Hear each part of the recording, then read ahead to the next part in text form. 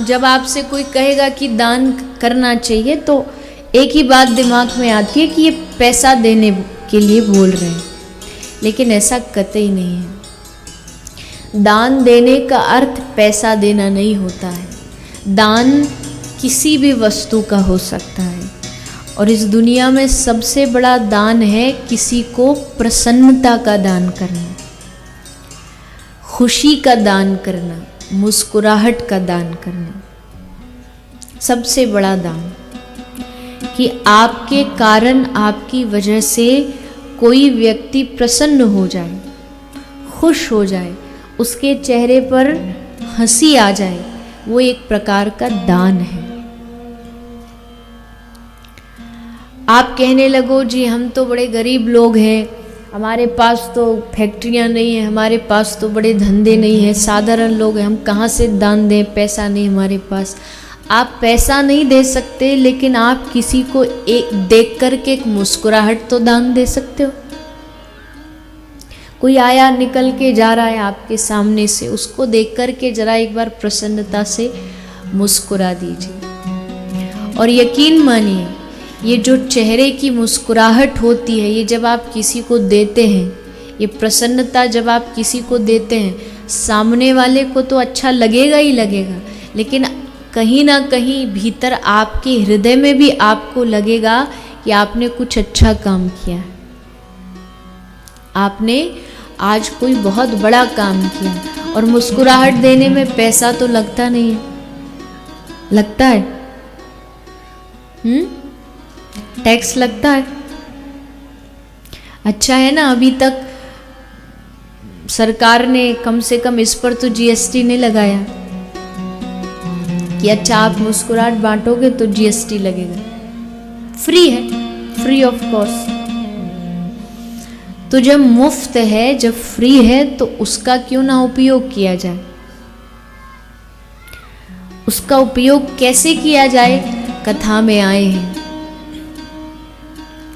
कहीं मार्केट में गए हैं, कई बार ये देखने को मिलता, किसी से जरा सा आप टकरा जाओ तो सामने वाला एकदम गुस्से में आके देखेगा, पर वहीं आप जरा प्यार से कह दो भैया गलती होगी, हंस करके, और सामने वाला भी हंस के कह दे कोई बात नहीं,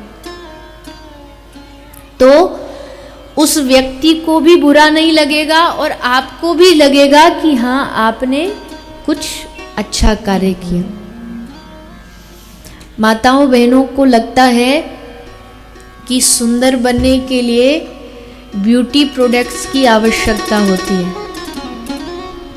कुछ माताएं सोचती हैं, बोले ये करेंगे तो सुंदर दिखेंगी, ये आभूषण पहनेंगे तो सुंदर दिखेंगी, ये वस्त्र पहनेंगे तो सुंदर दिखेंगी।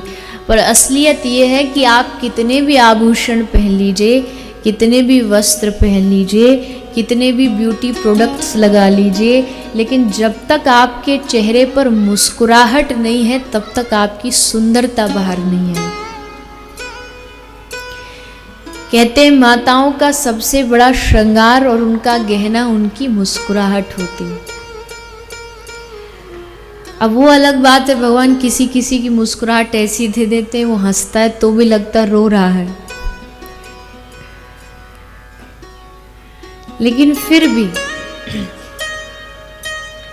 प्रसन्न रहना भी नहीं छोड़ना चाहिए और प्रसन्नता देना भी नहीं छोड़ना चाहिए, क्योंकि जब आप देंगे तो स्वतः ही, कहते हैं आप कोयले की खदान में जाएंगे तो कालापन आप पर चढ़ेगा ही चढ़ेगा, वहीं आप किसी फूलों से भरे हुए बगीचे में जाएंगे तो और फूलों का स्पर्श होगा तो उसकी खुशबू भी आप पर चढ़ेगी, थोड़ी बहुत, पूरी नहीं लेकिन कुछ अंश तो आएगा ही आएगा।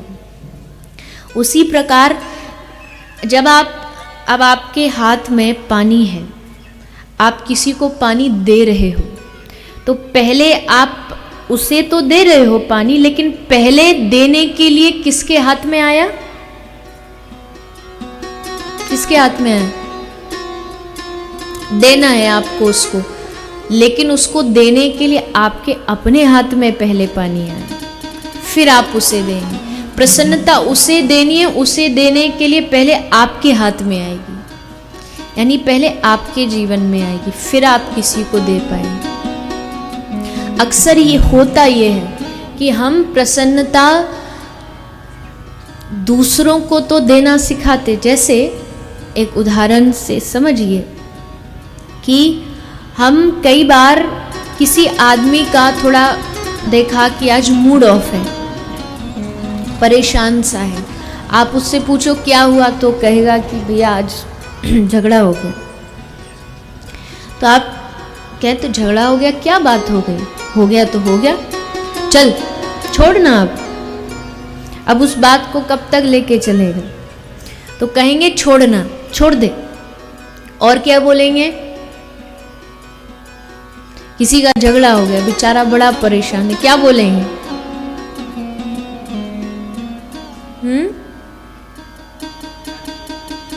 हाँ जाने दो, छोड़ो ना, अच्छा चलो बाहर घूम के आते हैं, कुछ खा पी के आएंगे, तुम्हारा दिमाग भी ठीक हो जाएगा, मूड भी सही हो जाएगा, चलो बाहर चलते हैं, कुछ खा के आए। और कैसे जैसे तैसे आप उस व्यक्ति को प्रसन्न कर लेते हैं। अरे छोड़, रात गई बात गई। लेकिन जब वही अपने साथ होता है तो जब कोई सामने वाला कहता है छोड़ना, जाने दे, तो क्या बोलें? ऐसे कैसे जाने दूं? मेरे साथ इतना बुरा किया उसने, ऐसे कैसे जाने दूंगा? उसको कहते हैं कि चल कुछ खा के आते हैं, अपने को कहते हैं आज मैं खाना ही नहीं खाऊंगा, आज मैं भोजन ही नहीं करूंगा। मतलब उस व्यक्ति को प्रसन्नता देने को तो बता सकते, लेकिन अपनी बारी जब आए तो हम भूल जाते हैं। तो आवश्यक है कि दूसरों को भी प्रसन्नता दें, और जब आप दूसरों को देंगे तो स्वयं आपको भी स्वतः ही प्राप्त होगी। कैसे प्राप्त होगी?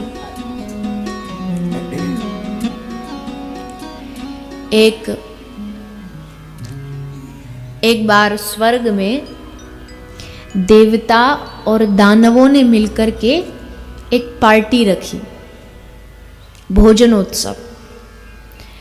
तो देवता भी आए, राक्षस भी आए, सब एकत्रित हुए, बैठ गए।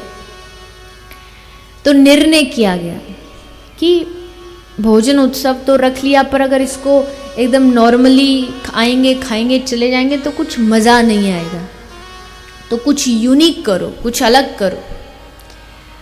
क्या करें? तो एक शर्त रखी गई कि भोजन तो करना है, लेकिन भोजन बिना अपना हाथ मोड़े हुए करना है। मतलब आपका हाथ मुड़ना नहीं चाहिए और बिना हाथ मुड़े हुए भोजन पेट में चला जाना चाहिए। शर्त मंजूर है? बोले हाँ सब ठीक है, कोशिश करते। अब सब बैठ गए, सब लाइन लगी, अब भोजन कर रहे हैं। दैत्यों का, राक्षसों का भोजन पहले आरंभ हुआ। तो अब सोचिए, आप बताइए कैसे खाओगे? हाथ मोड़ना नहीं, अब खाओ। अब मुंह में जाएगा कैसे? दैत्य कोशिश कर रहे हैं हाथ में लेकर के, कोई यहाँ फेंक रहा है, कोई यहाँ फेंक रहा है, कोई ऊपर कोई नीचे, पर किसी के मुंह में वो भोजन जा नहीं रहा है। राक्षस उठ करके चले गए, फिर बारी आई देवताओं की भोजन करने की। तब क्या हुआ? देवताओं ने बुद्धि लगाई, युक्ति लगाई, और एक पंक्ति में भोजन करने नहीं बैठे, दो अलग अलग पंक्ति में आमने सामने भोजन करने बैठ गए। एक लाइन उधर लगा ली और एक लाइन इधर लगा ली। भोजन लिया, इस थाली में से लिया, सामने वाले को खिला दिया, सामने वाले ने थाली में से इधर वाले को खिला दिया। भोजन भी हो गया, हाथ भी नहीं मुड़ा, और शर्त भी पूरी हो गई। और दूसरों को खिलाया तो खुद का पेट भरा। इसका मतलब क्या है कि जब आप दूसरों को देना सीखते हैं तब आप देवता कहलाते हैं।